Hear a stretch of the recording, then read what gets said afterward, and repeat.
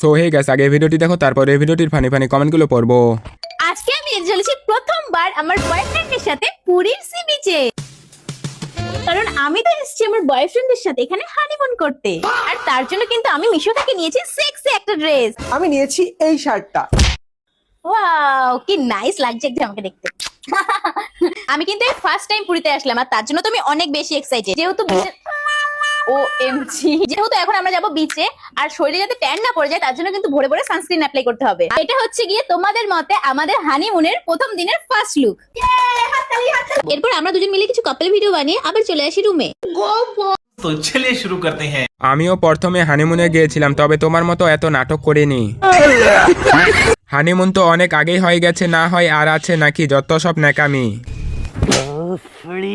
এখনো বিয়ে হয়নি তারপরেও হানিমুনে যায়, এদের মনে হয় লজ্জা লাগে না। कौन है ये लोग?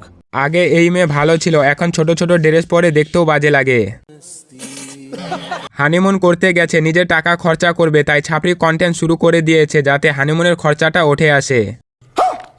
আধুনিক হাতে হাতে দুনিয়াটা এতটা অধঃপতন হয়েছে যে লজ্জা শরম কিছুই নেই এদের। ঠিক বলেছো।